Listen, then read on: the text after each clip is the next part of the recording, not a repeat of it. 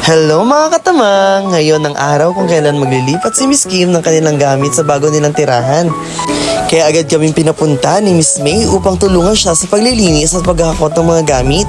Si Ma'am Kim at si Ma'am May pala mga katamang ang aking naging classmate noong second year college at ngayon magkaka-co-teacher na kami sa isang school.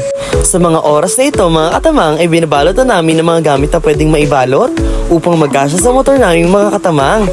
Sobrang hirap pala mga katamang kapag maglilipat ka ng bahay.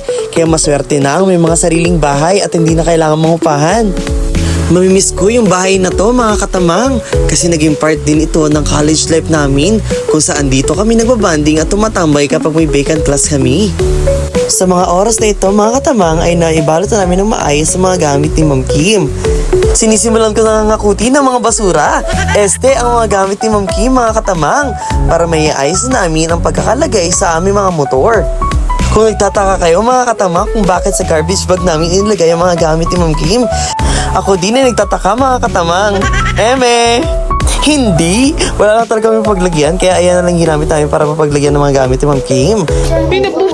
Binutas pa daw. Kaya ayan, nabutas pa! Ayan mga katamang, nakikita nyo na tinatali na nila ang mga basura.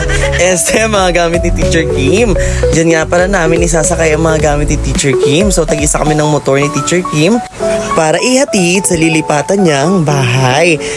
Ayan nga mga katamang, parang nag-i-enjoy pa sila sa pagkabit or pagtali ng mga gamit sa aking motor. Ayan, tignan niyo sila mga katamang, parang nag-i-enjoy nga sila at hindi sila nahihirapan sa ginagawa nila. Ayan nga, nang matapos at may ayos ang mga gamit sa aming mga motor, ay agad-agad na kaming umalis para pumunta sa bagong lilipatan ni Teacher Kim. Habang kami nga ay nasa biyahe, ay puro tawanan na lang aming ginagawa dahil natatawa nga kami sa mga nangyayari. Kapag kasama ko talaga ang mga ito, puro kalokohan na lang. Panoorin niyo to mga katamang.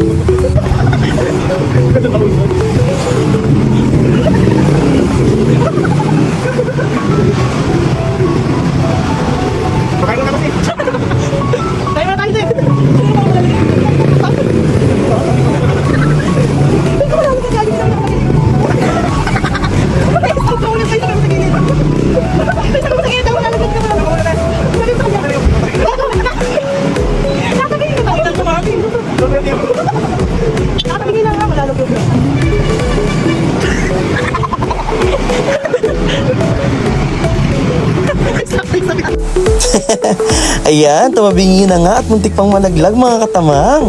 Kaya dali-dali kong inayos ito. Kung makikita nyo nga mga katamang na malapit lang sa Star Mall ang kanilang bahay, malapit din sa aming pinapasokang paaralan.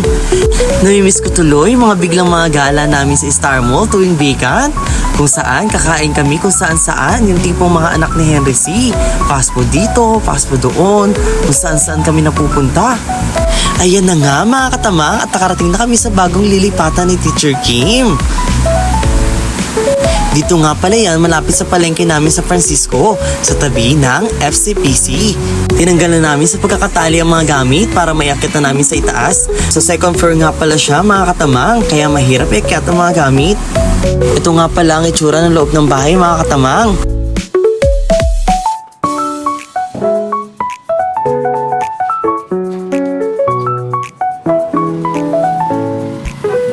Maganda at mura na rin siya mga katamang kasi malapit ito sa palengke, malapit sa school at malapit sa lahat.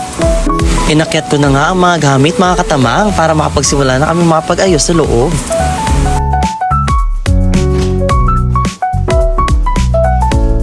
Ayan mga katamang, habang binubuhat ko ang mga gamit sa itaas, nakita ko tong si Miss May na parang naglalaro lang.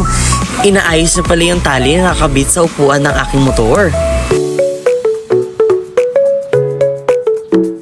Hindi niya alam na kinukuhanan ko na siya ng video.